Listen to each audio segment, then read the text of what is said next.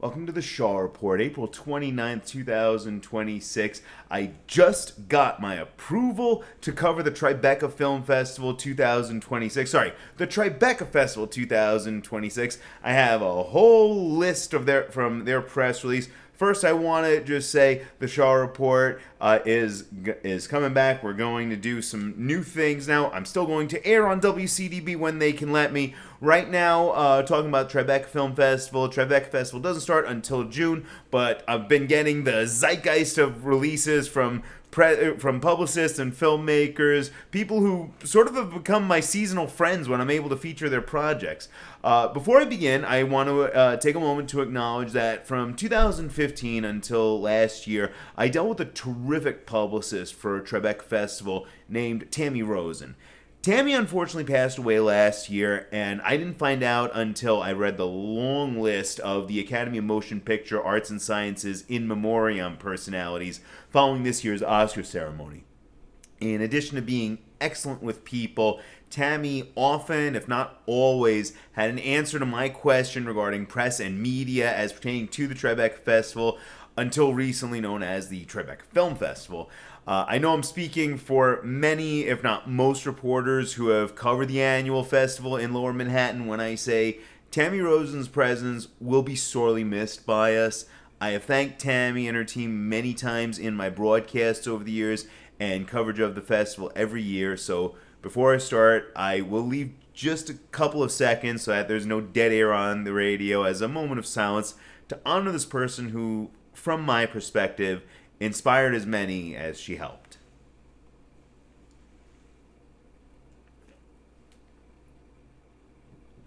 Now, the 2026 Tribeca Festival is going to be about much more than just film. It's the 25th anniversary of the festival, which was started in 2001 by Robert De Niro, Craig Hadcliffe, and Jane Rosenthal.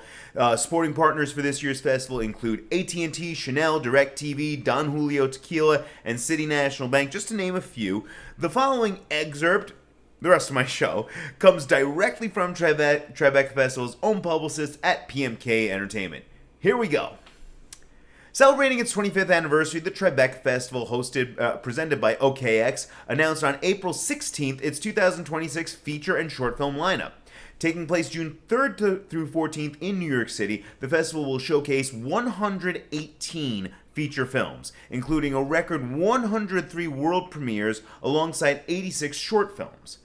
Founded in the aftermath of September 11th on the belief that storytelling unites communities, Tribeca has grown into a global platform for bold storytelling and emerging voices.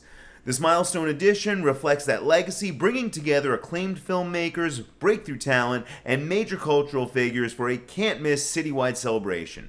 Passes and ticket packages are on sale now at TribecaFilm.com, with the Hudson Pass offering the premier festival experience, including VIP access and an invitation to opening or closing night. Said Jane Rosenthal, Tribeca Festival co-founder and co-chair, quote, Tribeca began 25 years ago as an act of healing, a mission to reunite our community through the power of storytelling.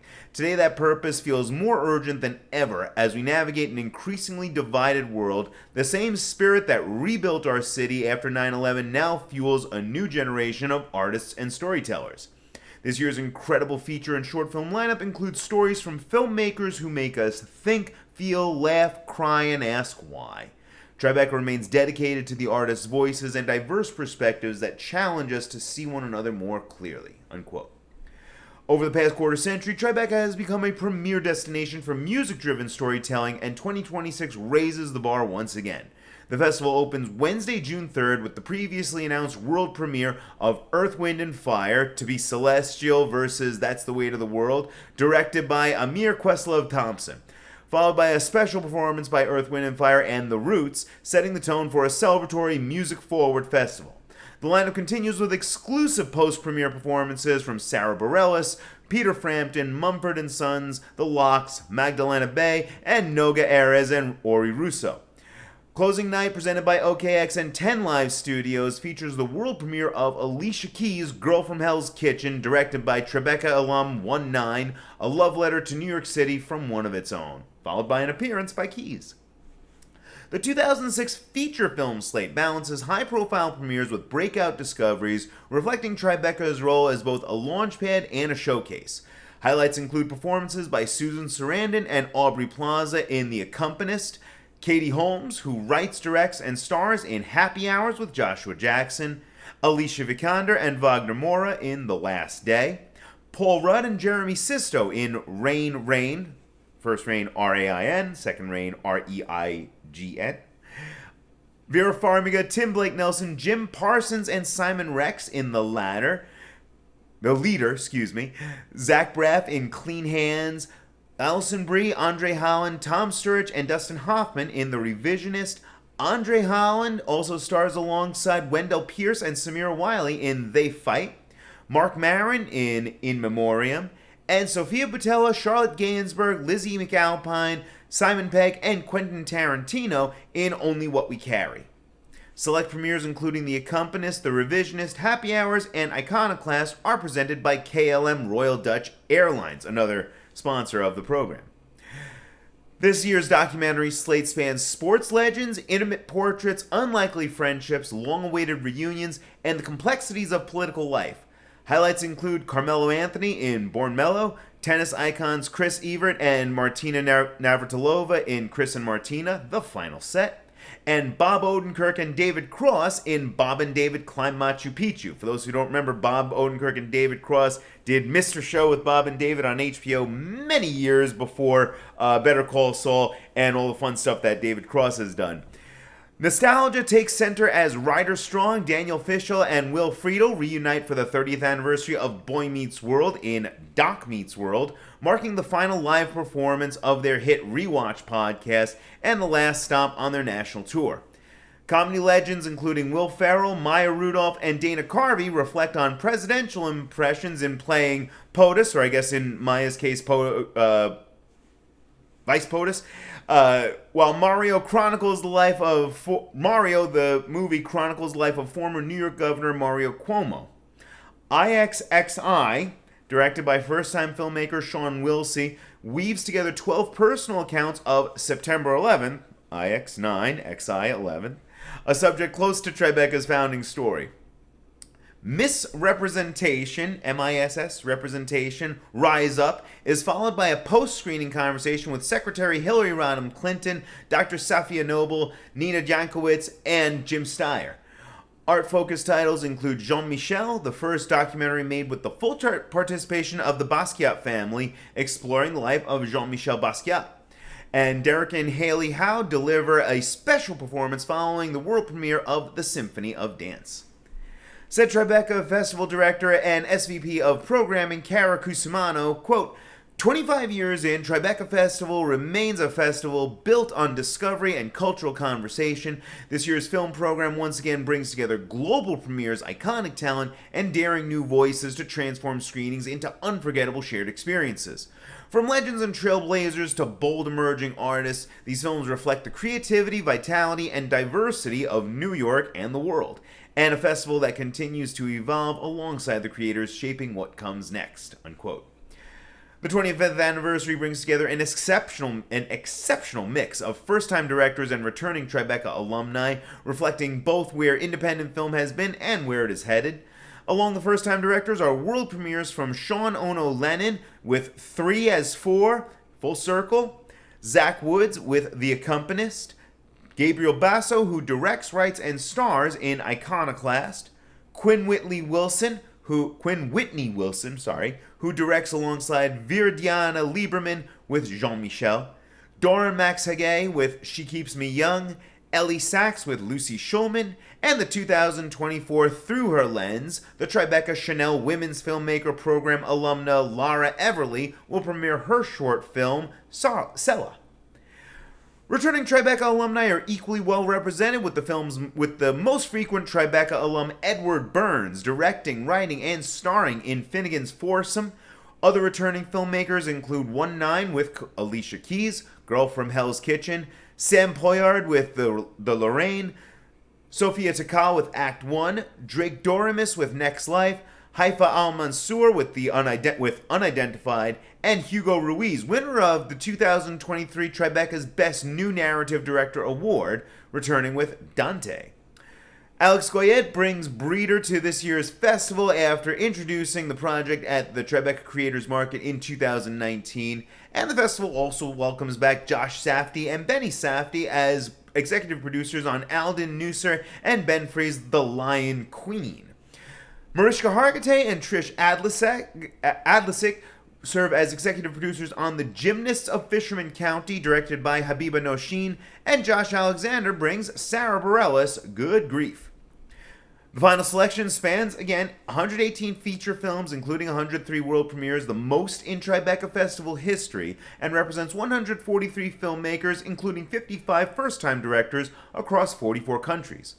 Notably, 48% of the films in competition are directed by women and 50% by BIPOC filmmakers, underscoring Tribeca's commitment to championing diverse voices.